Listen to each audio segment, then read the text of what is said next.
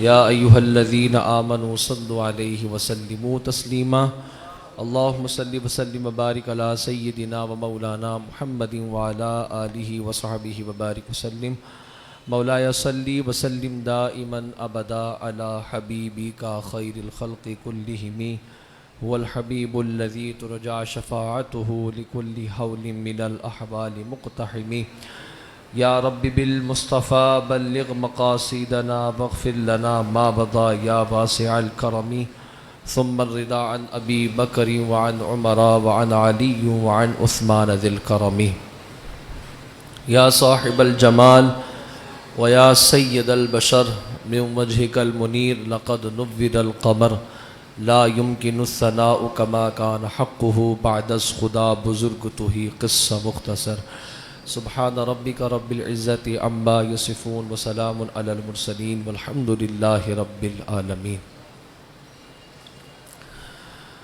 حمد و صلات کے بعد ہم اللہ تعالیٰ کا یہ شکر ادا کرتے ہیں کہ اس مالک پروردگار نے مجھے اور آپ کو یہ توفیق بخشی کہ ہم اللہ کے گھر میں موجود اللہ اور اس کے پیاروں کا ذکر کر رہے ہیں۔ اللہ تعالیٰ آج کی ممکنہ طاق رات اور جو ممکنہ شب قدر ہے اس میں کی جانے والی برکتیں اور یہاں ہمارا آنا سننا سنانا اپنی پاک بارگاہ میں قبول و منظور فرمائے۔ ہم سب کو ڈھیر و ڈھیر برکتیں رحمت رفت عطا فرمائے اور ماہ رمضان میں ہونے والی جتنی عبادات جو ہم سے ہو سکیں، جو ہم سے نفلی صدقات ہم نے دیے، ہم نے عبادتیں کیں، روزے رکھے، تراویح بھی پڑھی، سب اللہ اپنی بارگاہ میں قبول و منظور فرمائے۔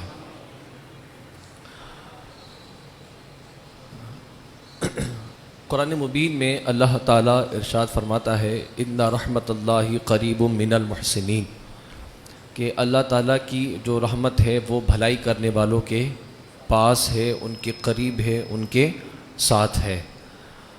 نبی پاک صلی اللہ تعالیٰ علیہ وآلہ وسلم کی حدیث پاک ہے، نبی رحمت صلی اللہ علیہ وسلم نے ارشاد فرمایا کہ جب اللہ تبارک و تعالیٰ نے مخلوق کو پیدا کیا، مخلوق کو بنایا، تو اللہ رب العالمین نے عرش کے اوپر ایک کتاب رکھی ہے جس میں رب ذوالجلال نے اپنے بارے میں یہ لکھ دیا تھا کہ میں جب مخلوق بناؤں گا تو ان کے لیے اپنے ذمے رحمت کو لکھ دوں گا، اور اللہ پاک نے اس کتاب میں وہ بات لکھ کے دوبارہ عرش پر محفوظ کر لیا ہے۔ یعنی اللہ تبارک و تعالیٰ نے جب مخلوق پیدا کی تو مخلوق کو پیدا کرنے کے بعد اپنے ذمہ کرم پر یہ لیا کہ میں نے ان پر کیا کرنی ہے، رحمت کرنی ہے۔ حضور جان عالم فرماتے ہیں کہ جب اللہ تعالیٰ نے مخلوق کو پیدا کیا تو اللہ نے ساتھ میں رحم کو بھی پیدا کیا، اور رحم کو پیدا کرنے کے بعد رحم سے پوچھا کہ بتا تو کیا چاہتا ہے؟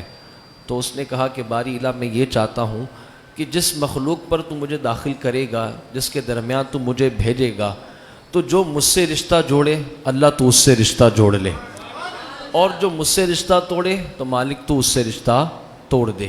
نبی پاک فرماتے ہیں کہ اللہ تعالیٰ نے رحمت کے 100 حصے منتخب کیے، 99 حصے اللہ نے اپنے لیے رکھے ہیں، اور ایک حصہ اللہ نے دنیا میں اتارا۔ وہ رحمت کا ایک حصہ یہی ہے جو تم ایک دوسرے کے ساتھ بھلائی کرتے ہو۔ حتیٰ کہ رسول اللہ فرماتے ہیں کہ تم اگر کسی جانور کو پانی بھی پلاتے ہو یہ بھی رحم ہے، لیکن یہ اسی ایک حصے کی بدولت اللہ نے تمہیں عطا کیا ہے۔ تو جب ایک حصہ رحمت کا اللہ نے دنیا میں اتارا اور ہمارے سینے کے اندر ایک نرمی کا، ایک مہربانی کا وہ عنصر پیدا کیا ہے کہ آج ہم اور آپ اسی کی سہارے دنیا میں جی رہے ہیں، میرے پروردگار کے پاس 99 رحمت کے حصے ہیں، تو اس کی رحمت اور اس کی مہربانی کا عالم کتنا بڑا ہوگا۔ حضور جان عالم صلی اللہ علیہ وسلم کی حدیث سے پاک یہ صحابہ فرماتے ہیں کہ جب جہاد ہوا تو جہاد کے بعد چند قیدیوں کو نبی پاک صلی اللہ علیہ وسلم کی بارگاہ میں پیش کیا گیا۔ جب انسان قید ہوتا ہے تو وہ بھول جاتا ہے، اس کا اٹھنا بیٹھنا کھانا پینا سب جو ہے وہ بالکل بند ہو جاتا ہے، وہ اسی غم میں مبتلا رہتا ہے کہ میں اب قید ہو چکا ہوں، اب میں کچھ نہیں کر سکتا۔ حضور کی بارگاہ میں جب قیدی لائے گئے تو آقا کریم صلی اللہ علیہ وسلم ایک منظر کو دیکھ کے مسکرا رہے تھے۔ وہ منظر یہ تھا کہ اس قیدیوں کے اندر ایک عورت تھی، اور وہ قیدی ہونے کے باوجود بھی یہ بھول گئی تھی کہ میں قیدی ہوں، لیکن اس عالم میں بھی وہ اپنے بچے کی فکر کر رہی تھی کہ میرا بچہ کہاں ہے۔ اس نے اپنے بچے کو ڈھونڈا، ڈھونڈنے کے بعد چھاتی سے لگا کے دودھ پلانے لگی، اور وہ یہ اس پورے منظر میں بھول چکی تھی کہ میں قیدی بھی ہوں، کیونکہ انسان جب قیدی ہوتا ہے تو وہ بھول جاتا ہے۔ نبی پاک صلی اللہ علیہ وسلم یہ منظر دیکھ رہے تھے کہ یہ قید میں ہے، قید میں ہونے کے باوجود بھی یہ ماں اپنے بیٹے کو تلاش کرتی ہے، تلاش کرنے کے بعد اسے دودھ پلاتی ہے۔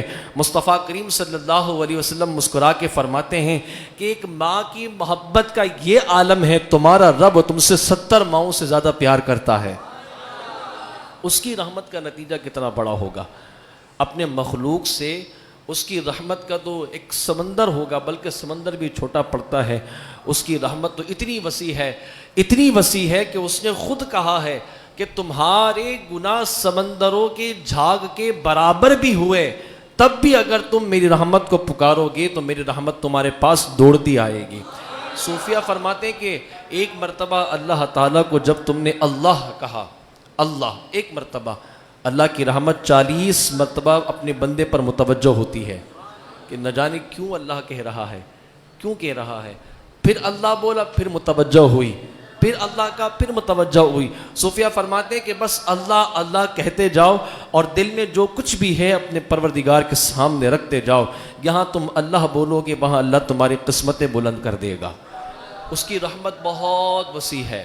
نبی پاک صلی اللہ تعالی علیہ وآلہ وسلم خود فرماتے ہیں انسان چاہے کتنی ہی نیکیاں کر لے، انسان چاہے کتنا ہی بڑا عمل کر لے، فرماتے ہیں جنت میں اللہ کی رحمت کی وجہ سے ہی جائے گا، اس کی رحمت کی ہوگی تو ہی جنت میں جائے گا، یہ اس کی رحمت ہے۔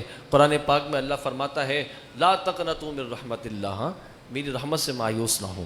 یہ اپنے بندوں کو مایوس نہیں کرتی۔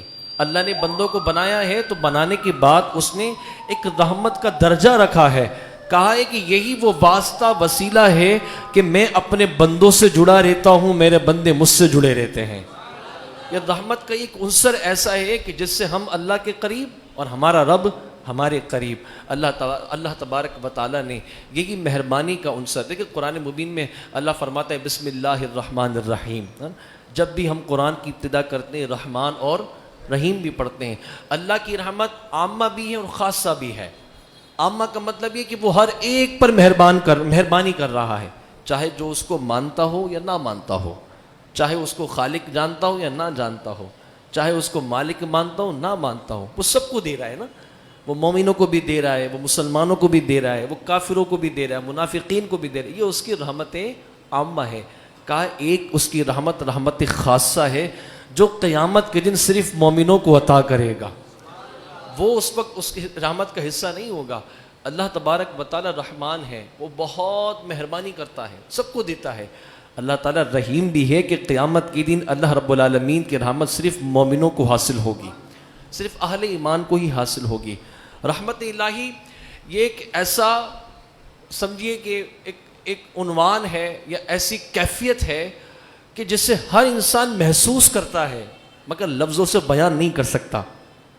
اللہ کی رحمت محسوس کی جا سکتی ہے نا، ہر انسان اس کو محسوس کر لے گا مگر اسے بیان نہیں کر سکتا، کیونکہ اس کے کرم، اس کی عطا اتنی وسیع ہے، اتنی وسیع ہے کہ ہمارے لفظ کم پڑ جائیں گے مگر اس کی وسعتوں کا ایک حصہ بھی پورا نہیں ہوگا۔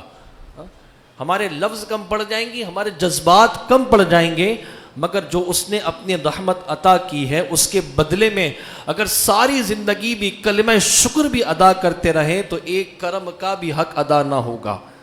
کہ اس پروردگار عالم نے جہاں اتنی طاقتوں کا یہ پروردگار ہے، مالک ہے، اتنی طاقتوں کا مالک ہے، اس کے باوجود بھی اس نے اپنا بندوں سے اور بندوں کا اپنے آپ سے رابطہ کتنا آسان کر دیا ہے۔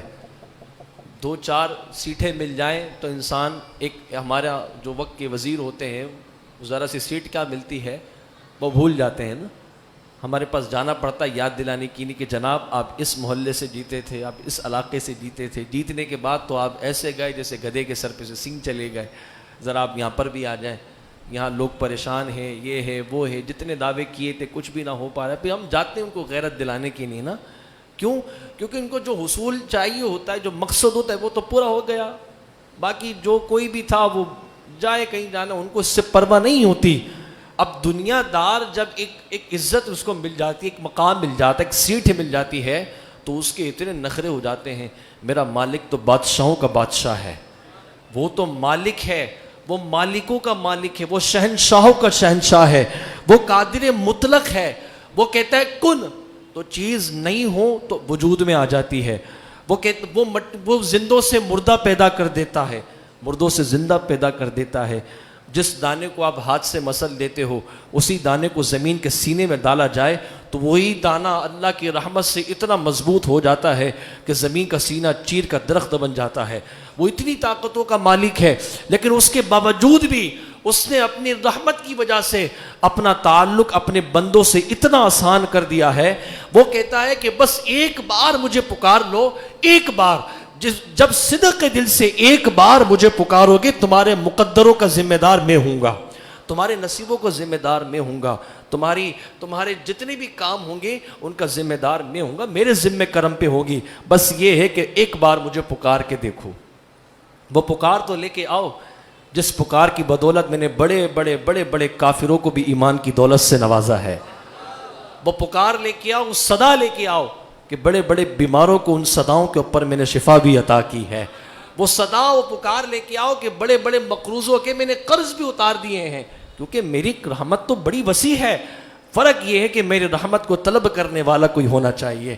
میری رحمت تو اتنی آسان ہے کہ وہ بہانہ تلاش کرتی ہے، وہ دیکھتی کہ کوئی ہے ایسا جس کو اللہ کے حضور، کیونکہ اللہ نے رحمت کی ڈیوٹی لگا دی ہے، دیکھ کوئی بہانہ ملتا ہو تو میرے پاس لے کے آ جا، یہ مت دیکھ کتنا گنہگار ہے، نہ یہ دیکھ سجدے کہاں نمازیں کہاں پڑھتا یا نہیں پڑھتا، یہ دیکھ اس کی محفلیں، نہ یہ بھی دیکھ کہ اس محفلیں کہاں ہیں، اٹھنا بیٹھنا کہاں ہے۔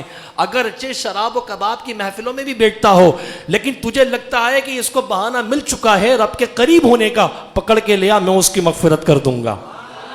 اس بہانہ تو نے ڈھونڈنا ہے، اس نے تو دنیا میں بھیج دیا ہے رحمت کو کہ جاؤ ڈھونڈو میرے بندوں کو میرے قریب کرنے کا آسرا۔ اگر کسی کو نظر بھی آ جائے تو یہ مت دیکھنا شب و روز کہاں گزارتا ہے، بس میری رحمت کا آسرا تمہیں مل جائے تو میرے قریب لے کے آ جانا۔ اللہ اتنا مہربان ہے۔ بشر حافی کا نام سب نے جانا ہے، سب جانتے کہ بشر حافی کتنا بڑا مقام ہے۔ اللہ تعالیٰ نے اتنا قرب عطا کیا ان کو، انسان تو انسان، جانور بھی ان کی عزت کیا کرتے تھے، جانور بھی ان کی عزت کرتے تھے۔ جو اللہ کا ہو جاتا ہے نا، پھر اللہ تعالیٰ اس کا ایسے ذکر کرتا ہے۔ میں ایک بات کہتا ہوں کہ انسان اپنا عمل دوسروں کو نہ بتائے۔ اب آپ اپنا عمل، اپنی نیکی دوسروں کو بتاؤ گے نا تو آپ اور ایک دوسرا وہی جان پائیں گے، لیکن نیکی ایسی کرو کہ وہ آپ کا ذکر کرے، وہ خود کرے آپ کا ذکر، وہ بتائے کہ بندہ ایسا تھا۔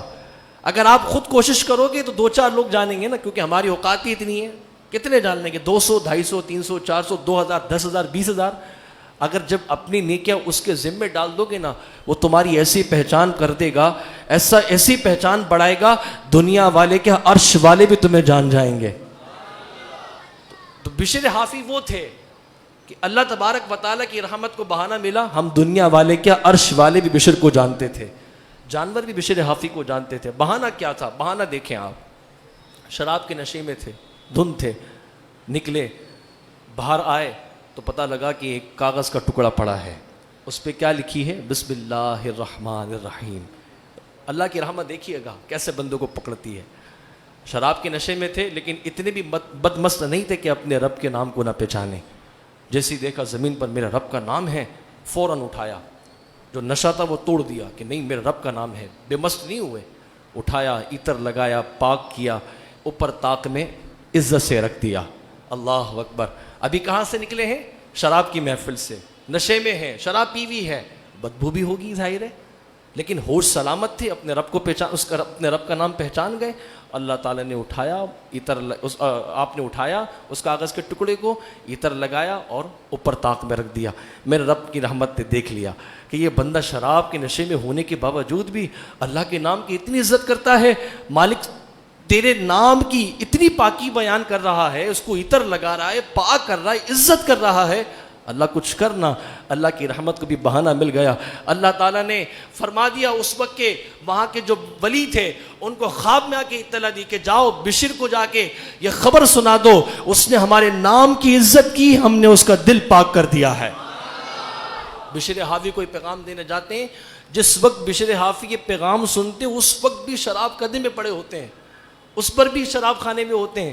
بلا کے لایا جاتا ہے، وہ کہتے ہیں بھائی بشر کا کام، بشر کے لیے اس کے رب کا پیغام کیسے آ سکتا ہے؟ لوگ بھی بڑے پریشان ہوتی ہیں، اتنا گندا گناہگار انسان ہے، جس رب نے منع کیا ہے شراب پینے کا، یہ اسی رب کے حکم کی نافرمانی کرتا ہے تو اس کی نہیں کیسے پیغام آتا ہے؟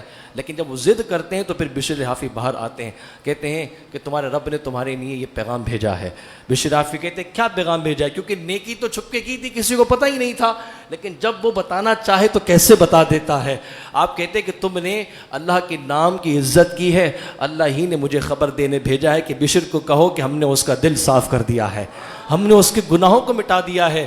بشر حافی کو یہ بہانہ ملا کہ ان کی مغفرت ہونی تھی۔ آپ جیسے ہی سنتے ہیں کہ میرے رب نے مجھ سے گناہگار بندے کو بخش دیا ہے، اسی وقت رب کی محبت میں نکل پڑتے ہیں۔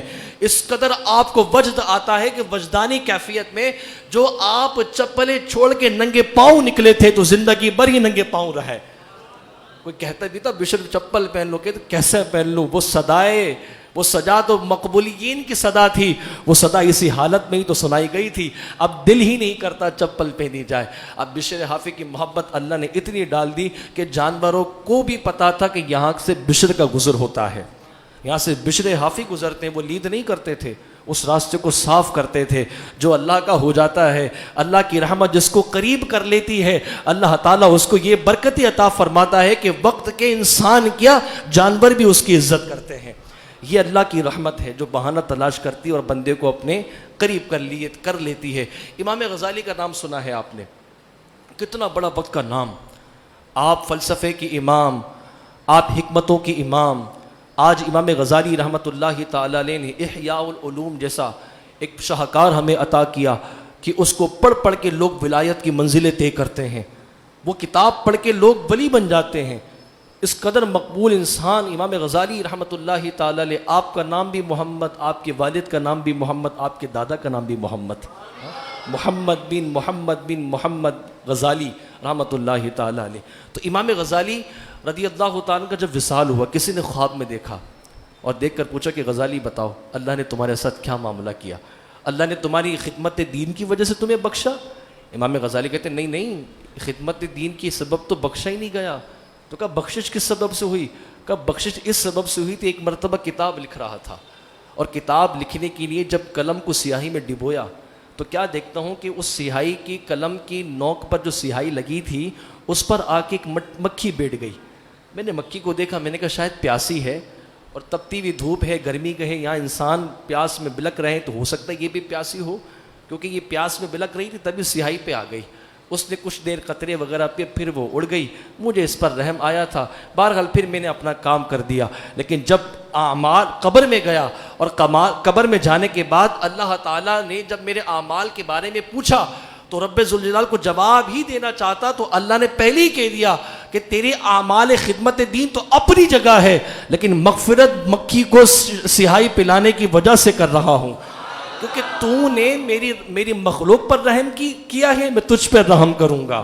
نبی پاک صلی اللہ علیہ وسلم کی حدیث پاک ہے، آقا کریم صلی اللہ علیہ وسلم فرماتے کہ بنی اسرائیل کا ایک گناہگار انسان جس کے شب و روز گناہوں کے سبب میں گزرتے تھے، حضور فرماتے ہیں کہ وہ دوپہر کے وقت جا رہا ہوتا ہے، کیا دیکھتا ہے کہ کنواں ہے اور کنویں کے گرد جو گیلی مٹی ہے، اس گیلی مٹی پر ایک کتا زبان لگا کے اس کو چاٹ کے اپنی پیاس بجھا رہا ہے۔ اس بیچارے کو رحم آتا ہے، یہ کہتا ہے یہ پیاس بجھا رہا ہے اپنی، اب یہ تو پانی کی جو گیلی مٹی ہے اس کو اتنی تازگی نہیں دیتی پیاس میں، تو یہ کیا کرتا ہے جوتا اتارتا ہے اپنا اور کنویں میں اترنے کے بعد پانی کنویں سے اپنے جوتے میں بھر کے اوپر لا کے کتے کو پلا دیتا ہے۔ اللہ اکبر! یہاں یہ بدکار گنہگار انسان اللہ کی اس بے زبان مخلوق کو پانی پلا رہا ہوتا ہے، وہاں اللہ اس کے گناہ دھو رہا ہوتا ہے۔ حضور فرماتے ہیں جیسے ہی وہ پانی پلا کے فارغ ہوتا ہے تو اللہ تعالیٰ اس کے سارے گناہوں کو بخش دیتا ہے۔ یہ ہے اللہ کی رحمت، بہانہ ملنا چاہیے بس. جب اللہ کی رحمت کو آپ بہانے دو گے نا تبھی تو وہ اپنے قریب کرے گی. ہمیں تو پتہ ہی نہیں ہوتا رحمت ہوتی کیا ہے. پہلے تو یہ بھی نہیں پتا نا کہ رحمت ہوتی کیا ہے, رحمت کن کاموں میں پوشیدہ ہے, ہمیں یہ بھی نہیں پتا ہوتا. ہم کہتے ہیں کہ یہ تو چھوٹی سی بات ہے چھوڑ دیتے, یہی چھوٹی نیکی کیا خبر کہ آپ کے جنت میں درجات بنانے کا سبب بن جائے. یہی چھوٹی نیکی. ہم بڑے سے بڑے گناہ چھوٹے سے چھوٹا گناہ کر ڈالتے ہیں, جہاں نیکی کی بات آتی ہے تو وسوسے کا شکار ہو جاتے ہیں, چھوڑ دیتے ہیں, بالکل چھوڑ دیتے ہیں. میرے ہونے سے کیا ہوگا. اب فجر کی نماز میں دیکھو نا آپ, رمضان ہے, رمضان کی بہاریں ہیں, برکتیں ہیں, یہ مسجد کے اندر ماشاء اللہ نمازیوں کا ایک رش ہے. اور رمضان میں تو مسجد بھی اپنے قسمت میں رشک کرتی ہوگی کہ مالک تو بھی کتنا کریم ہے, تو نے اپنے ہی بندوں کو میرے گھر میں اپنے گھر میں جمع کر دیا ہے. وہ بھی نمازیوں کو دیکھ دیکھ کے حسرت کرتی ہوں کہ در و دیوار بھی روتی ہیں. سچ بتا رہا ہوں میں آپ کو, جب مسجدیں خالی ہوتی ہیں یہ بھی اللہ کے حضور جا کے کہتے ہیں مالک جس کام کے لیے بنائے گئے تھے وہ تو ہو ہی نہیں رہا, لوگ ہمیں خالی کر گئے. یہ مسجدوں کو آباد کرنا بھی اللہ کی بہت بڑی رحمت ہے. کیا خبر مسجدوں کو آباد کرنے کا سبب ہی سبب مغفرت بن جائے, سبب نجات ہی بن جائے. تو اب ہم فجر کی نماز کے لیے عام طور پہ فجر کی نماز میں اتنے نمازی ہوتے نہیں ہیں. اس علاقے میں کتنی ساری بلڈنگیں ہیں, کتنے ہزاروں لوگ ہیں, لیکن نماز کون پڑھنے آتا ہے؟ 10 15 20 25 لوگ. ہر بندہ یہ کہہ کے چھوڑ دیتا ہے کہ یار میں نہیں جاؤں گا تو کیا ہوگا, میں ایک نہیں جاؤں گا تو کون سا مسجد کی نماز میں فرق آ جائے گا. میں نے یہ سوچ لیا, یہ بھائی بھی لیٹے لیٹے یہ سوچ لیا چلو گھر میں پڑھ لیتا ہوں, میں نہیں جاؤں گا تو کیا ہوگا. انہوں نے بھی یہ سوچ لیا, وہ سامنے والے بھائی بھی یہ سوچ رہے کہ چلو بھائی میں نہیں جاؤں گا تو کیا ہوگا. اور آپ ہر بندہ جب اپنے بستر پہ خود سے تخمینے نکال رہا ہے کہ بھائی میں نہیں جاؤں گا تو کیا ہوگا, یہ ہوگا آپ کے نہ آنے سے کہ جہاں 25 بندے جہاں پر 2500 لوگ نماز پڑھنے آ سکتے ہوں, وہاں ہر بندے کی یہ سوچ کہ میں نہیں جاؤں گا تو کیا ہوگا, میں نہیں جاؤں گا تو کیا ہوگا. وہ نتیجہ یہ نکلے گا کہ 2500 کے بجائے صرف فجر کی نماز ادا کرنے کے لیے 25 لوگ آئے ہوئے ہوتے ہیں, باقی سارے کہیں گھروں کے اندر ہے. آپ یہ سوچیں کہ اگر میں فجر کی نماز پڑھنے چلا گیا تو 25 سے 26 ہو جائیں گے, میں فجر کی نماز پڑھنے چلا گیا 26 سے 27 ہو جائیں گے, میں فجر کی نماز پڑھنے چلا گیا 27 سے 28 ہو جائیں گے. عدد بڑھے گا ہی, کب نہیں ہوگا, اگر میں نمازیوں کی تعداد بڑھانے کا سبب بن گیا اور یہی سبب میری مغفرت کا ذریعہ بن گیا تو میری زندگی کی ساری محنت ٹھکانے لگ سکتی ہے. لیکن ہم کیا سمجھتے ہیں کہ نہیں وہ اجر ہمارے پیش نظر نہیں ہوتا. یہ ہوتا ہے نماز تو میں پڑھ ہی رہا ہوں نا, مسجد نہیں جاؤں گا تو کیا ہوگا. آپ نماز بالکل پڑھ رہے ہیں لیکن مسجد میں جا کے پڑھتے, نمازیوں کی تعداد بڑھتی تو اسلام کی شان و شوکت بڑھتی نا, اسلام کا وقار بڑھتا نا, مسجد بھی خوش ہوتی کہ یہ نمازی آ رہا ہے فجر کی نماز بھی ادا کرنے.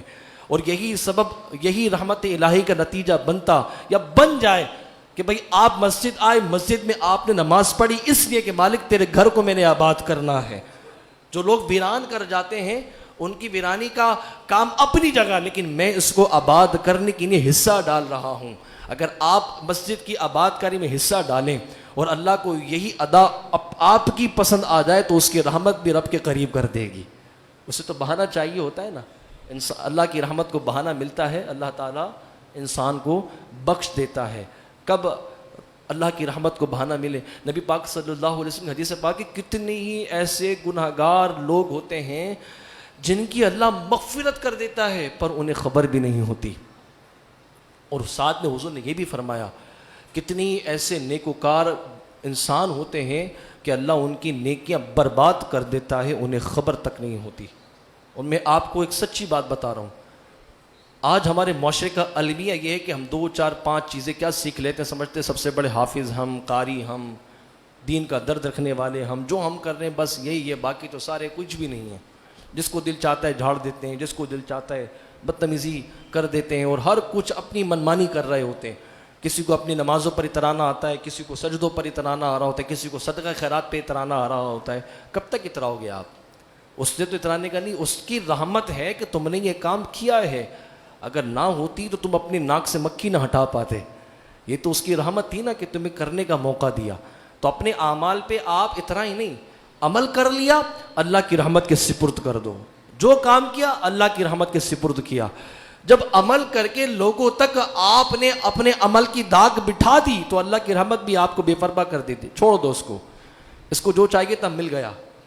رحمت الہی کو حاصل کرنا آسان ہے، مشکل یہ ہے کہ آپ نے اس رحمت کو اپنے حصے میں برقرار کیسے رکھنا ہے، یہ عمل مشکل ہے۔ قرآن فرماتا ہے اقیم الصلاۃ، نماز قائم کرو، نماز ادا کرو، یہ نہیں ہے نماز قائم کرو، یہ نماز ادا کر لی ہے تو ادا کرنے کے بعد جو اس کا ثواب ہے اس ثواب پر قائم رہو، کوئی ایسا عمل نہ کرو کہ اللہ تعالیٰ تمہارے عمل کو ہی باطل کر دے، تمہارا ثواب اٹھا کے کسی اور کو دے دے۔ رحمت الہی کا حصول آسان ہے، مشکل یہ ہے کہ اس حصول کو آپ نے بچا کے کیسے رکھنا ہے۔ اتنی آسانی اللہ نے دے دی، ہم نیکی کر بھی لیتے ہیں تو سمجھو نیکی آپ نے کی، مطلب اللہ کی رحمت آپ کو مل گئی۔ اب نیکی کر کے اللہ کی رحمت کو کیا کرنا ہے، آپ نے محفوظ کرنا ہے نا۔ محفوظ کیسے ہوگی؟ نیکی کر دریا میں ڈال، ایسے محاورہ کہتے ہیں نا، نیکی کر اور دریا میں ڈال۔ جب آپ نے نیکی کر لی اللہ کی رحمت آپ کو مل گئی، جب اللہ کی رحمت آپ کو مل گئی تو اس رحمت کو اللہ کا شکر جانتے ہوئے آپ نے برقرار رکھنا ہے۔ برقرار رکھنے کا مطلب یہ کہ کوئی ایسا عمل نہیں کرنا خدا نہ خواستہ یہ اللہ کی دی ہوئی نعمت آپ سے چھن جائے۔ مثلا کسی کا دل نہیں دکھانا، کسی کی حق تلفی نہیں کرنی، کسی کو اذیت نہیں دینی۔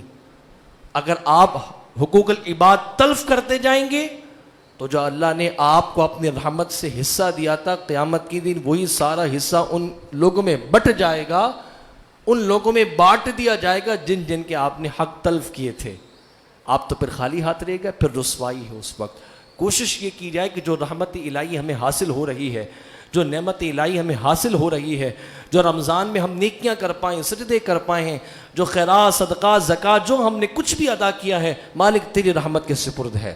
مجھے دنیا والوں سے کوئی تحفہ نہیں چاہیے، کوئی انعام نہیں چاہیے، انعام چاہیے تو اللہ تیری قدرت کے مطابق تیری رحمت کے شائع نشان چاہیے۔ کب چاہیے؟ اس وقت چاہیے کہ جب سارے رشتے ٹوٹ جائیں تو مالک تیری رحمت سے میرا رشتہ جڑ جائے، اس وقت مجھے تیری رحمت سے انعام چاہیے۔ جس وقت لوگ چھوڑ کے جا رہے ہوں، من و مٹی تلی دبا کے جا رہے ہوں، مالک اس وقت مجھے تیری رحمت کا حصہ چاہیے۔ اس وقت مجھے بے آسرا نہ رکھنا، میں نے جو نیکی کی ہے تیرے لیے کی ہے۔ جب قبر میں اندھیرا ہو تو مالک تیری رحمت روشنی کرنے آ جائے، جب قبر میں لوگ جانے لگے تو گھبراہٹ دور کرنے کی نہیں تیری رحمت آ جائے۔ اللہ رحمت تو دے دیتا ہے، مشکل یہ ہے کہ ہم نے اس کی رحمت کو برقرار رکھنا ہے، سنبھال کے رکھنا ہے، اپنے اعمال پر، اپنے اعمال کے نتیجوں پر غور کرنا ہے کہ جو بھی میں کوئی نیک عمل کر رہا ہوں اس کا نتیجہ کیا ہے۔ ہر انسان اپنی نیت پر غور کرے، اس کا نتیجہ کیا ہے، کیا اس کا نتیجہ نکلے گا۔ میری رحمت اللہ کی تو اتنی وسیع ہے، اللہ اکبر۔ نبی پاک صلی اللہ علیہ وسلم فرماتا ہے اللہ تعالیٰ اپنے بندوں کی پکڑ کرتا ہے نا، یہ ہم سنتے آتے ہیں، وہ قہار ہے، وہ جبار ہے، وہ سختی کرتا ہے۔ وہ چاہے تو موت بندے پر اتنی مشکل کر دے کہ صوفیہ فرماتے کہ موت کی سختی کی وقت جو پیاس ہوتی ہے اس وقت حالت نزا میں تڑپنے والے انسان کو سمندروں کا پانی بھی پلا دیا جائے تو پیاس نہیں بجھتی، اتنی موت کی سختی ہے۔ لیکن کہا کہ نہیں، جس کی رحمت جن بندوں سے پیار کرتی ہے نا، موت اتنی آسان ہو جاتی جیسے آٹے میں سے بال نکال دیا جائے، جیسے دودھ میں سے بال نکال دیا جائے، اتنی آسان اللہ تعالیٰ اپنے بندے پر موت کر دیتا ہے۔ نبی پاک صلی اللہ علیہ وسلم فرماتے کہ اللہ تو اپنے بندوں سے اتنا پیار کرتا ہے، حضور کی حدیث پاک کہ قیامت کے دن اللہ تعالیٰ کچھ گناہ گاروں سے ان کے اعمال کی پرسش سرعام نہیں کرے گا۔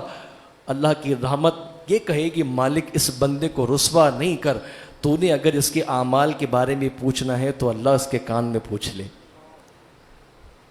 اس کے کان میں پوچھ کہ اس بندے نے کیا کیا ہے۔ اللہ اس گنہگار کو قریب بلائے گا، بلانے کے بعد میرا رب اس سے کان میں باتیں کرے گا۔ اللہ اکبر۔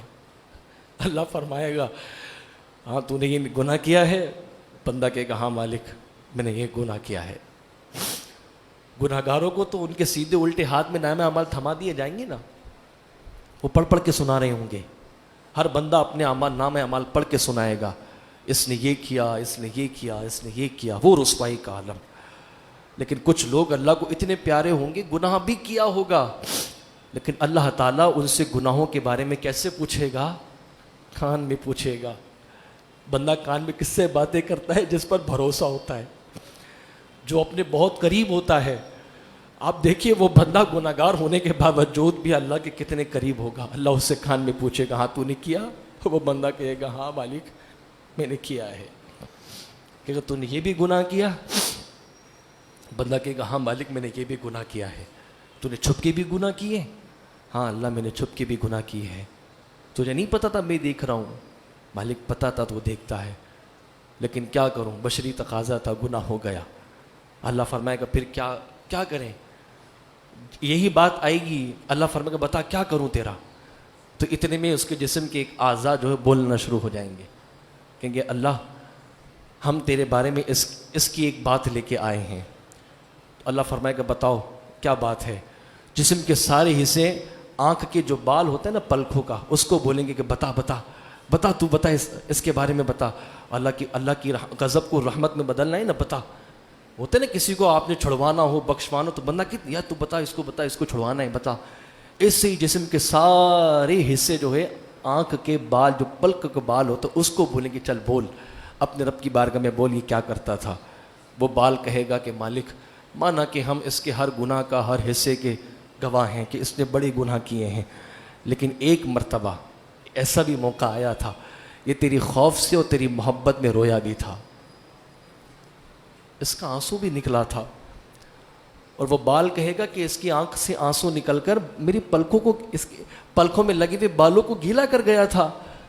اللہ کوئی نیکی ہمیں نہیں پتا، لیکن اتنا ضرور پتا ہے کہ یہ تجھ سے محبت کرتا تھا. وہ بال جیسے ہی اللہ تعالیٰ کی بارگاہ میں یہ بات کرے گا، رب ذوالجلال کی رحمت جوش میں آئے گی اور اعلان کیا جائے گا کہ جاؤ، اس نے میری محبت میں ایک آنسو کے ذریعے اپنے بال کو تر کیا تھا، ہم اسی کی وجہ سے اس کے گناہوں کو بخش دیتے ہیں. بس یہ کہنا ہی ہوتا ہے کہ پورے معاشر میں شور اٹھ جاتا ہے کہ اس بندے کو اس کی آنکھوں کے بالوں نے بچا لیا. وہ انسان تو اچھا تھا، اللہ کی محبت میں رویا بھی. رحمت الہی کتنی پیاری تھی کہ اللہ نے اس کے نیکیوں کو گناہوں کو نہیں دیکھا تو بس یہ دیکھا کہ یہ اپنے رب کی محبت میں کتنا عظیم ہے، یہ اپنے رب کی محبت میں کتنا روتا ہے. ارے وہ خوش قسمت ہوتے ہیں جو اپنے رب کے خوف سے رو رہے ہوتے ہیں، کیونکہ انہیں پتہ ہوتا ہے کہ جو کچھ بھی ہمارے رب نے عطا کیا ہمیں، ہم تو اس کے بدلے میں کچھ نہیں دے رہے اسے. اس نے اپنی مخلوق سے محبت کے سارے دعوے سچے کر کے دکھا دیے. ہم کیا محبت کی نشانی لے کے جا رہے ہیں؟ وہ تو بولے گا کہ میں تم سے محبت کرتا تھا، میں اتنی تم سے محبت کرتا تھا کہ میں نے خالی ہاتھ بھی تمہیں گھر سے بھیجا تو بھر بھر کے جھولیاں تم میری رحمت کی وجہ سے گھر میں لے کے آئے. میں تمہیں بستر پر تمہارے بچوں سمیت بھوکا سونے نہیں دیتا تھا، شدید پیاس کے وقت بھی تمہیں پانی کو دیتا تھا، تمہیں کھانے کو دیتا تھا، باوجود اس کے کہ تم جیسے سینکڑوں لوگ بھوک میں تڑپ بھی رہے ہوتے تھے، پیاس میں تڑپ بھی رہے ہوتے تھے، پر میں نے تیرے بچوں کو پانی دیا. میری رحمت نے تجھے تیرے بچوں کو کھانے کو دیا. باوجود اس کے کہ دیکھا جائے تو دنیا کی اتنی بڑی کائنات کے اندر کتنے ایسے سینکڑوں تھے جن کو پانی کی بوند تک نہیں ملتی. تیرے گھر میں گھر بیٹھے پانی آ رہا ہے، گھر بیٹھے نعمت آ رہی ہے. کتنے سے ایسے ہیں کہ جو پانی کی تلاش میں میلوں کا سفر طے کرتے ہیں، پھر جا کے اپنے بچوں کے لیے اپنی پانی کا آسرا کرتے ہیں. اس نے تو اپنی محبت کے سارے دعوے سچے کر کے دکھائے ہیں. ہمارے پاس کوئی ایک ایسا دعویٰ ہے جو اس کی بارگاہ میں جا کے پیش کر سکے مالک یہ میں تیرے لیے لے کے آیا ہوں؟ اپنے سجدے دکھاؤ گے، عبادتیں بتاؤ گے، صدقات بتاؤ گے، اسے تو ان چیزوں کی پرواہ نہیں ہے. وہ کریم ہے، اگر عدل کرے تو تمہاری ایک نیکی پر بھی پکڑ کر لے. قیامت کے دن تو ایسے گناہ گاروں کو بھی جہنم میں سے جانے سے، جنت میں جانے سے روک دیا جائے گا. پوچھا جائے گا کہ یہ تو نیکوکار تھے، ان کو کیوں روکا گیا؟ فرمایا گیا یہ اس لیے رکے ہیں کہ جب کسی کے گھر جاتے تھے تو بنا پوچھے ان کی گھر کی چیزیں استعمال کر لیا کرتے تھے. یہ پہلے حق معاف کریں گے پھر جائیں گے. ایسا بھی ہے، لیکن کچھ ایسے بھی ہوں گے جو بڑے بڑے گناہ لے کے آئیں گے، پر میرے رب کی رحمت جوش میں آئے گی، اللہ ان کو بخش دے گی. اس کی رحمت بہانہ تلاش کرتی ہے. حضرت موسیٰ علیہ السلام کی ایک امتی کی مغفرت کی گئی، بس اس وجہ سے کی گئی کہ وہ حضرت موسیٰ علیہ السلام کی نقل کرتا تھا. لوگ کہتے تھے کہ حضرت موسیٰ کی طرح بول کے دکھا، وہ بول دیا کرتا تھا، چل کے دکھا چل دیا کرتا تھا، بات کر کے دکھا بات کر کے دکھا دیا کرتا تھا۔ مرنے کے بعد جب پوچھا گیا کہ اس کی مغفرت کیوں ہوئی، کہا اس لیے ہوئی کہ میرے پیارے کلیم کی اداؤں کو زندہ کرتا تھا، اس کی نقل کرتا تھا۔ تو جو نقل کرے اللہ بھی اس سے محبت کرنے لگے، جو خود اللہ کا ہو جائے تو اس کی رحمت اس کے کتنی قریب ہو جاتی ہے، اللہ اس سے کتنا پیار کرنے لگتا ہے۔ یہ اللہ تعالیٰ نے انسان کے لیے رحمت کو آسان کر دیا، لیکن یاد رہے نبی پاک صلی اللہ علیہ وسلم نے رحمت کے کچھ اور بھی درجے بتائے ہیں۔ ماں باپ کی خدمت کرنا بھی اللہ کی رحمت ہے، ماں باپ کی عزت کرنا بھی اللہ کی رحمت ہے، انہیں پیار سے اپنے ہاتھوں سے کھلانا بھی اللہ کی رحمت ہے، ان سے دعائیں لینا بھی اللہ کی رحمت ہے، ان کی خدمت کرنا بھی اللہ کی رحمت ہے، ان کی عزت کرنا بھی اللہ کی رحمت ہے، ماں باپ کو ان کا حق دینا بھی اللہ کی رحمت ہے، شوہر اور ماں بیوی کے درمیان کے حقوق ادا کرنا بھی اللہ کی رحمت ہے، اولاد کی اچھی تربیت کرنا بھی اللہ کی رحمت ہے، اولاد کو اچھائی کا حکم دینا برائی سے بچانا بھی اللہ کی رحمت ہے۔ اور اللہ تعالیٰ نے انسان کو ساری نعمتیں عطا کی، سب اللہ کی رحمت ہے، لیکن بیٹی سب سے عظیم رحمت ہے۔ بیٹی مل جانا یہ اللہ کی سب سے عظیم رحمت ہے۔ صوفیہ فرماتے ہیں کہ جب اللہ تعالیٰ اپنے بندے سے خوش ہوتا ہے نا تو اس کو بیٹی سے نواز دیتا ہے، اسے بیٹی دے دیتا ہے۔ جن کے بیٹیاں نہیں ہوتی ان کا گھر پوچھو کیسا سونا ہوتا ہے، اور جن کا بیٹیاں ہوتی ان کا گھر دیکھو کیسا چہچہا رہا ہوتا ہے، ایک گلستان بنا ہوتا ہے، ایک مہک ہوتی ہے بچیوں کے پیار کی، محبت کی۔ یہ دیکھیں نا، یہ جتنے بھی باپ ہیں مسکرا رہے ہیں، ان کو پتہ ہے کہ ان کی بیٹیاں کیسا انتظار کر رہی ہوتی ہیں۔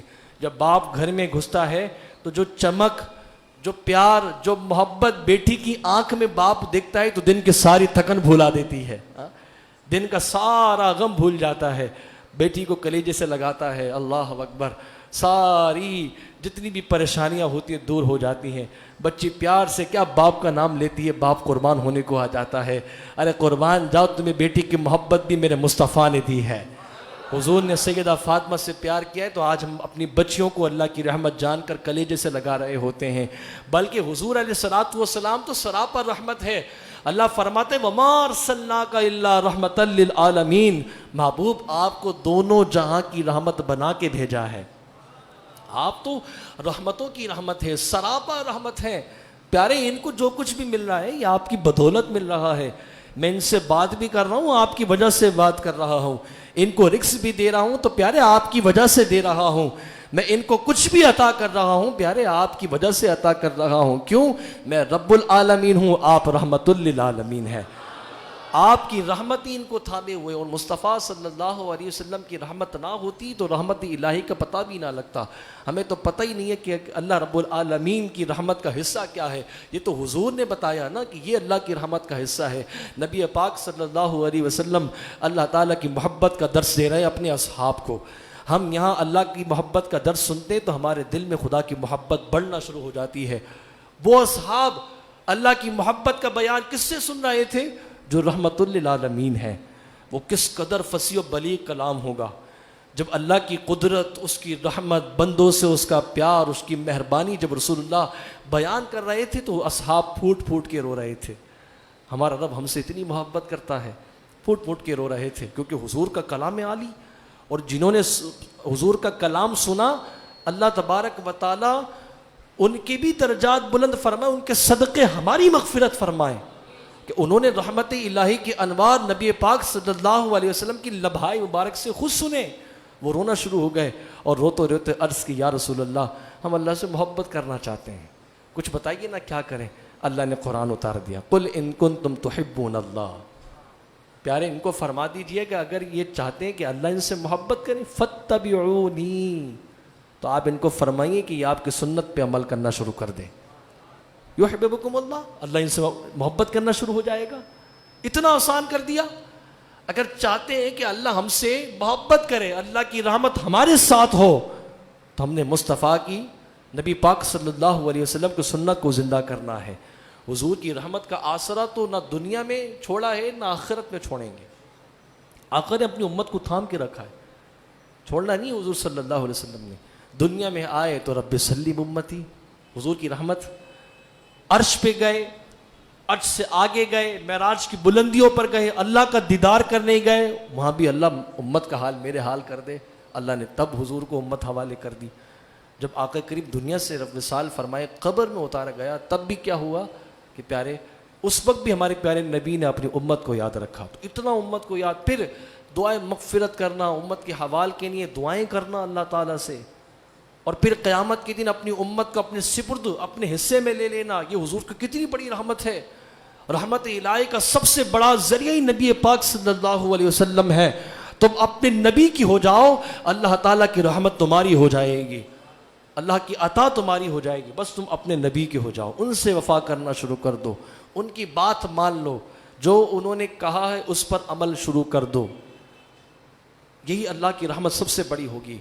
جب نبی پاک صلی اللہ علیہ وآلہ وسلم کی رحمت تھی، آقا کریم صلی اللہ علیہ وآلہ وسلم موجود تھے، اور جب تک حضور صلی اللہ علیہ وسلم کی فرامین پر عمل ہوتا رہا، رحمت الہی کا نزول اس امت پہ ایسا رہا کہ 1000 سال تک یہ امت بادشاہوں کی طرح اس نے زندگی گزاری، پوری دنیا پہ حکومت کی، ہر قوم مسلمانوں کے ذمہ کرم پر تھی، ہر قوم کا فیصلہ کرنے والے مسلمان ہی ہوتے تھے، اور 1000 سال تک اس دنیا پر حکومت کرنے والی اس امت کا حال یہی تھا کہ انہوں نے اپنی نبی کی رحمت کو تھام کے رکھا تھا، ان کے فرامین کو تھام کے رکھا تھا، ان کی باتوں کو تھام کے رکھا تھا۔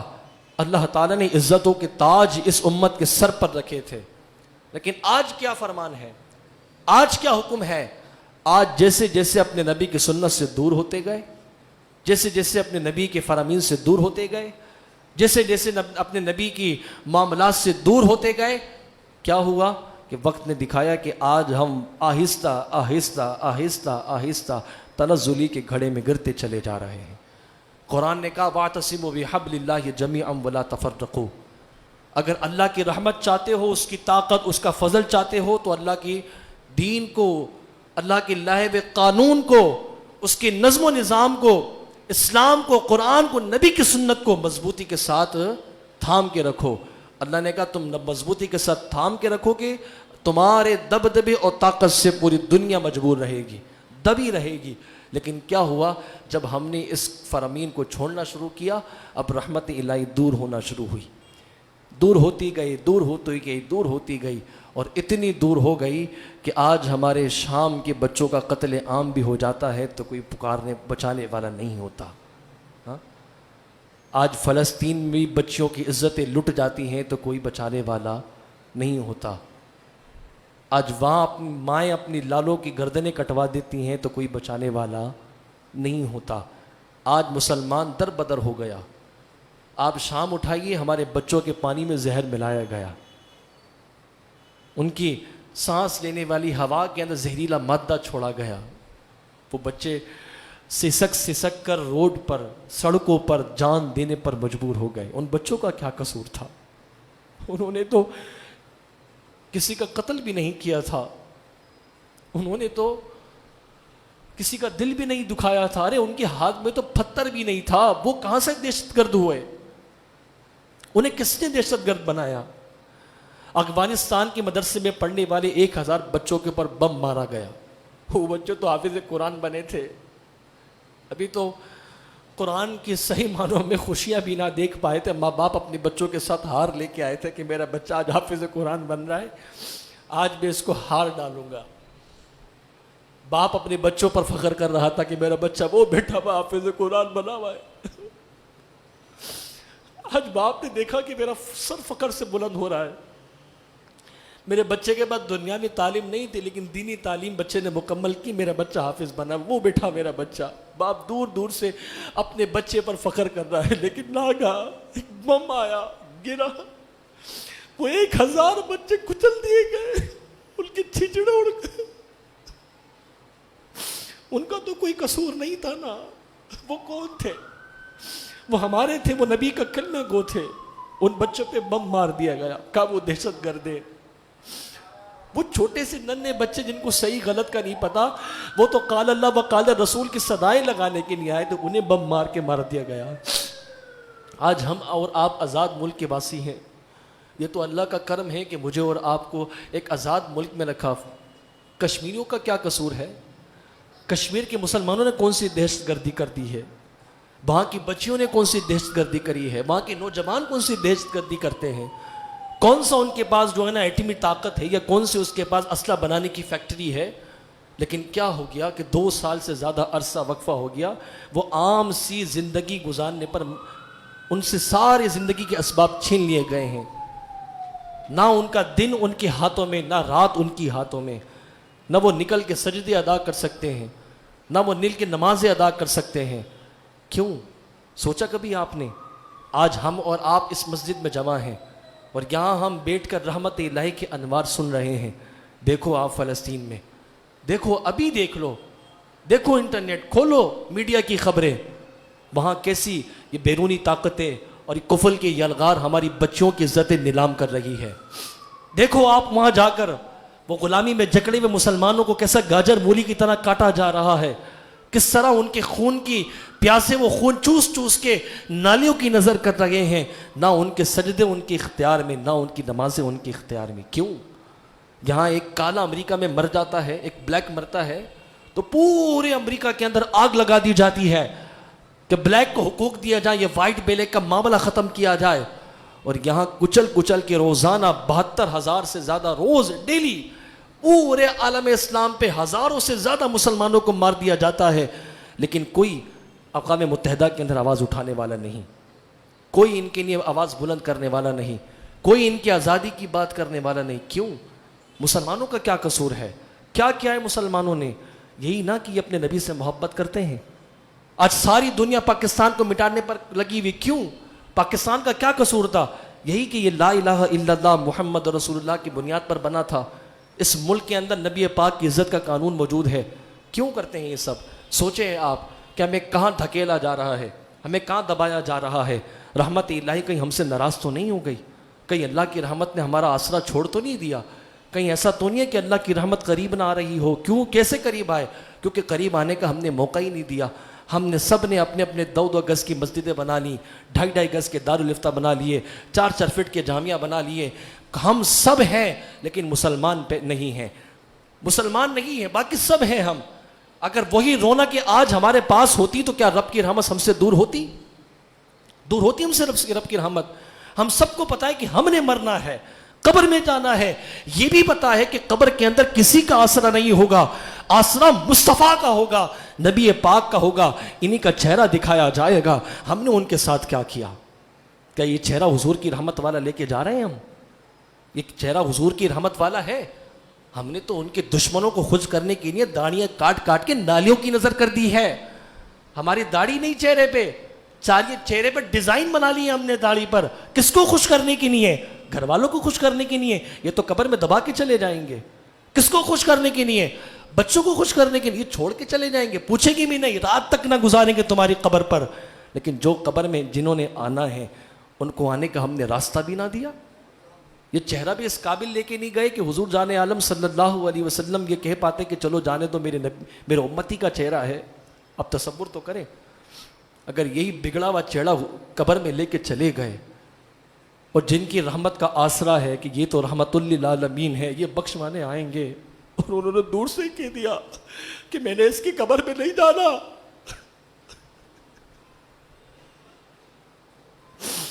اگر حضور نے فرمایا کہ میں نے اس کی قبر میں نہیں جانا میں نے اس کی قبر میں، کیونکہ یہ صورت ہی میرے لوگوں والے لے کے نہیں آیا، اس کی صورت ہی بگڑی ہوئی، میں کیا دیکھوں؟ میں نے اس کی قبر میں نہیں جانا، یہ ماں باپ کا دل دکھا کے آیا ہے۔ اگر حضور نے یہ کہہ دیا، اگر حضور نے فرمایا کہ میں نے اس کی قبر میں نہیں جانا، یہ قطع تعلق ہی کر کے آیا ہے۔ میری رحمت تو جوڑنے کا دعویٰ درس دیتی تھی، یہ رشتے توڑ کے آیا ہے، میں نے اس کی قبر میں نہیں جانا۔ اس وقت ہم کیا کریں گے؟ اللہ کی رحمت تو رشتے جوڑنے کے لیے آئی ہے، اس وقت نبی پاک صلی اللہ علیہ وسلم کا یہ آسرا ہوگا نا۔ اگر حضور نے فرمایا کہ میں نے اس کے قبر میں نہیں جانا کیونکہ یہ حرام کھاتا تھا، یہ سود خور تھا، یہ شراب نوشی کرتا تھا، یہ ماں باپ کا دل دکھاتا تھا، یہ بیوی کو مارتا تھا، اس نے بچوں کی پرورش اچھی نہیں کری، اگر یہی جرم ہم قبر میں لے کے گئے، حضور نے فرمایا میں نے اس کی قبر میں نہیں آنا، تو کیا کرو گے آپ؟ آج تو بڑا جھم جھم کے پڑھتے ہو نا کہ مصطفیٰ جان رحمت پہ لاکھوں سلام، اس کا حق ادا کیا آپ نے؟ آپ کہتے ہو مجھ سے خدمت کی قدسی کہیں ہاں رضا، ایسی کہہ دیں گے؟ قدسیوں والے کام کیے ہم نے، جو قبر میں جا کے کہیں کہ ہاں جی قدسی ہمارے استقبال میں کھڑا ہو جائیں کہ جو دنیا میں تو مصطفیٰ جان رحمت پڑھتا تھا آج ہم تیرے ساتھ پڑھیں گے کیونکہ حضور کی آمد ہے، ایسے کام ہم نے کیے؟ وہ تو رضا نے کیے تھے جو کر گئے، اور بتا کے گئے اس پیغام کے اندر، یہ پیغام دے کے گئے کہ اگر تم چاہتے ہو کہ فرشتے تمہارے ساتھ کھڑے ہو کے آمینہ کی لال کا استقبال کریں تو دنیا کے اندر پہلے ان کا ہونا پڑے گا۔ دنیا کے اندر تمہیں اس بات پر یقین رکھنا ہوگا کہ انہیں جانا، انہیں مانا، نہ رکھا غیر سے کام۔ للہ الحمد میں دنیا سے مسلمان گیا۔ اللہ کی رحمت چاہتے ہو، رحمت الہی تو برس رہی ہے، لیکن یہ کہ ہم نے اللہ کی رحمت کو آنے کا راستہ دینا ہے، اس کی رحمت قریب کرنی ہے، اس کی رحمت کو قریب کرنا ہے۔ جیسے جیسے اس کی رحمت قریب آتی جائے گی ہمارے راستے آسان ہوتے جائیں گے۔ اب دعا کرو، ماہ رمضان ہے، اب تو الوداعی سلام پڑھنے کے لیے بھی ہم سب جمع ہو گئے ہیں، چند ہی گھڑیاں باقی ہیں بس، ابھی کچھ ہی لمحے کے بعد آپ پڑھ رہے ہوں گے الوداع الوداع ماہ رمضان۔ ابھی رمضان آیا تھا، اب رمضان رخصت ہو رہا ہے، اب آئندہ سال زندگی ہوئی یا پتہ نہیں نہ ہوئی، پھر ملا نہ ملا، جو آ گیا ہے ابھی ہے ہمارے پاس، وقت باقی ہے، کچھ گھڑیاں ہیں۔ پکارو اللہ کی رحمت کو، بلاؤ اللہ کی رحمت کو، پکارو یا رسول اللہ، پڑھو یا رسول اللہ انظر حالنا، یہ پڑھتے جاؤ، کہو حضور دیکھو فلسطین میں کیا ہو رہا ہے، یا رسول اللہ انظر حالنا، تاجدار حرم اور نگاہ کرم دیکھیے کشمیر میں کیا ہو رہا ہے۔ یا رسول اللہ ہم شرمندہ ہیں کہ ہم امت کو نہ سنبھال پائے، حضور ہم شرمندہ ہیں کہ ہم نے ایک دوسرے کے حقوق ادا نہ کر پائے۔ آج وقت ہے رمضان کا، یہی پیغام ہے، ایک دوسرے کے حق ادا کرو۔ اللہ کی رحمت چاہتے ہو، حقوق ادا کرنا پڑیں گے، حقوق العباد کو ادا کرنا، اپنے نبی کا حق ادا کرنا ہوگا۔ اور نبی کا سب سے بڑا حق پہلا کیا ہے کہ آپ نے نماز پنجگانہ ادا کرنی ہے، کریں گے انشاءاللہ، کیونکہ حضور کی آنکھوں کی ٹھنڈک نماز ہے۔ آپ حضور کی آنکھیں ٹھنڈی کیجئے، یہ آپ کی قبر کو ٹھنڈا کر دیں گے۔ اللہ تعالیٰ میری آپ کی حاضری قبول و منظور فرمائے۔ وآخر دعوانا الحمدللہ رب العالمین۔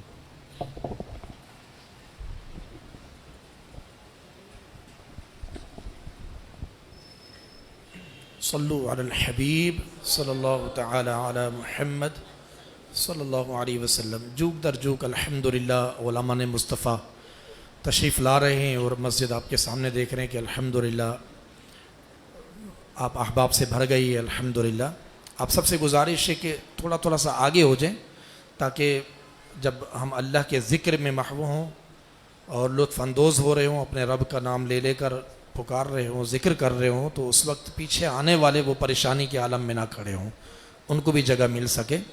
تھوڑا سا آگے آ جائیں گے تو پیچھے والوں کے لیے آسانی ہوگی، کسی کے لیے آسانی پیدا کریں گے تو انشاءاللہ ہمارے لیے آسانیاں ہوں گی۔ اور اسی طرح جو پردے میں رہ کر خواتین بھی یہاں موجود ہیں ہماری اس عظیم الشان محفل میں، آج الحمدللہ 29ویں شب ہے، اور الحمدللہ یہ تاقراتوں میں سے آخری عظیم الشان رات ہے، یہ وہ مبارک رات ہے کہ جس کی ہر گھڑی رحمت بری ہے، اور انشاءاللہ ہم رحمتیں لوٹ کر جائیں گے انشاءاللہ۔ تو جو خواتین موجود ہیں ان سے بھی گزارش ہے کہ اگر نیچے جگہ فل ہو چکی ہے تو مسجد کے پہلی اور دوسری منزل پر جو ہے آپ کو اگر گائیڈ لائن دی جائے تو آپ اوپر ہی تشریف لے جائیے گا۔ اللہ رب العزت آج کے ہم سب کی حاضری کو اپنی بارگاہ میں قبول فرمائے۔ چند باتیں عرض کرنی اور اس کے بعد پھر انشاءاللہ ہم سب مل کر اپنے پاک پروردگار عز و جل، جس مالک کائنات نے ہمیں پیدا کیا، جس رب کائنات نے ہمیں مسلمان کیا، ایمان کی دولت عطا فرمائی، قرآن پاک کی عظیم الشان کتاب، رحمتوں برکتوں والی شفا والی کتاب عطا فرمائی، انشاءاللہ اس مالک کائنات کا مل کر ہم سب ذکر کریں گے انشاءاللہ۔ ایک تو یہ کہ آپ سب جانتے ہیں کہ الحمدللہ بخاری مسجد اور اس مسجد میں قائم مدرسہ نور بخاری، یہ آپ کے سامنے اس کی خدمات کسی سے ڈھکی چھپی نہیں ہیں۔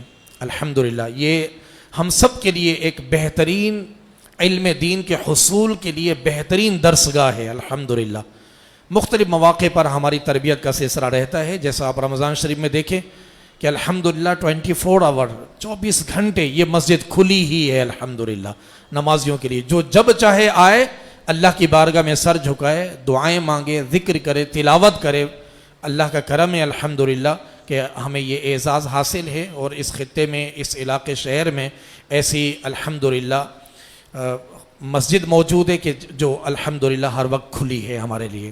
بہرحال اس مسجد کو آباد رکھنے کی بھی پکی نیت کر لیں۔ ابھی علامہ صاحب بیان فرما رہے تھے کہ ہم کوشش کریں، یہ نہ سوچیں کہ اگر میں نہیں گیا تو کوئی اور چلا جائے گا، تو یہ ذہن بنا لیں کہ میرے ایک بندے کے جانے سے ایک اور نمازی بڑھ جائے گا، اور پھر جماعت کا ثواب بھی ہے، جماعت تو واجب بھی ہے۔ لہذا آپ سب سے گزارش ہے کہ اس مسجد کو آپ اپنے وجود سے بھی آباد رکھیں، نمازوں کے جو جماعت ہوتی ہے اس میں بھی آپ تشریف لائیں، اور اسی کے ساتھ ساتھ مالی طور پر بھی آپ اسے آباد کریں۔ آپ جانتے کہ اس مسجد کو انشاءاللہ عز و جل چونکہ ہماری جو انتظامیہ ہے وہ ایک عزم کر چکی ہے، اور وہ بھی آپ کے تعاون سے، کیونکہ ہماری انتظامیہ الحمدللہ دل بڑا رکھتی ہے، اور اللہ کی رحمت پر امید ہے کہ ہم سب مل کر اللہ کے گھر کو تعمیر کریں گے۔ اثر نو اس کے انشاءاللہ تعمیر و توسیع کا سلسلہ ہونے جا رہا ہے۔ آپ جانتے ہیں کہ مہنگائی کا کتنا دور ہے، اور ہم اگر 2-3 کمرے کا اگر مکان بھی بناتے ہیں تو ہمیں اندازہ ہے کہ کتنا بڑا خرچ آتا ہے۔ اتنی عظیم الشان جگہ مسجد کی الحمدللہ، یہ جب مسجد بنے گی، رب کا گھر بنے گا، تو اس کے لیے اس قدر رقم بھی ہونی چاہیے۔ قرآن پاک کی آیت کا ایک حصہ ہے نا، تعاونوا علی البر والتقوی، کہ پرہیزگاری والے کاموں میں ایک دوسرے کی معاونت کرو، تعاون کرو۔ تو وہ تعاون کیا ہے؟ یہی تعاون ہے جو رب عز و جل نے اپنے بندوں کو جو عطا فرمایا ہے، پھر اللہ کے گھر کی خدمت کریں، اللہ کی راہ میں خرچ کریں۔ یاد رکھیے مسجد کا نظام، اس کی تعمیراتی معاملات، اس کے اخراجات اللہ رب العزت نے اپنے بندوں کے سپرد کیے ہیں۔ اب یہ ہم پر امتحان ہے، آئے دن ہم اعلانات کر رہے ہیں، یعنی دکھ کی بات ہے کہ ہم اعلانات کس سے کر رہے ہیں؟ ہم سب مسلمان ہیں، کیا ہمیں اللہ عز و جل کے گھر کی اہمیت کا نہیں پتا؟ سب پتہ ہے۔ ہم یہ بھی جانتے ہیں جو رب کا گھر بنائے گا جنت کے لیے، جنت میں اس کے لیے اللہ تبارک و تعالی محل بنا دے گا۔ کہیے سبحان اللہ۔ اور یہ جو مسجدیں ہیں روئے زمین پر، یہ جنت کے ٹکڑوں میں سے ٹکڑا ہے۔ یہ اب مسجد کے اندر ہم موجود ہیں، گویا جنت میں موجود ہیں۔ یہی مسجدیں قیامت کے دن، یہی مسجدیں پل صراط پر جب لوگ گزر رہے ہوں گے، اور اس وقت یہی مسجدیں اپنے اندر آنے والوں کو، آباد کرنے والوں کو کشتیوں کی صورت میں لے کر پار کروائیں گی۔ جو اللہ کے گھر سے محبت کرتا ہے، اور اللہ کے گھر سے وہی محبت کرتا ہے جس کے اندر رب کی محبت ہوتی ہے، جس کے اندر اللہ کی محبت ہوتی ہے۔ اور یقیناً الحمدللہ مسلمان ہیں، اور مسلمان اپنے رب سے بہت پیار کرتا ہے، اور رب سے جو جو چیز اس پر رکھتی ہے اس سے بھی الحمدللہ اپنی دل و جان سے زیادہ محبوب اسے رکھتا ہے۔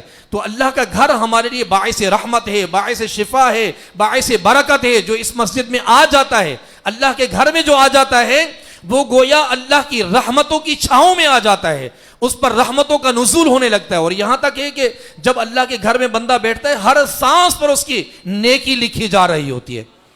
تو کس قدر یہ مسجدیں جو ہیں ہم سب کے لیے الحمدللہ کتنی عظیم مقامات رکھتی ہیں۔ جو اس میں آ جاتا ہے وہ سلامتی پا جاتا ہے۔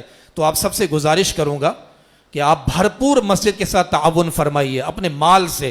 اس وقت ظاہر سی بات ہے بغیر دینار و درہم کے دین نہیں چلتا، ہر چیز کے خرچ آتے ہیں۔ وطن عزیز ملک پاکستان، لیکن مسجد کا بل بھی آتا ہے، ادا کیا جاتا ہے، گیس کا بل بھی آتا ہے، اسی طرح الیکٹرک کا بل بھی آتا ہے، وہ بھی ادا کیا جاتا ہے۔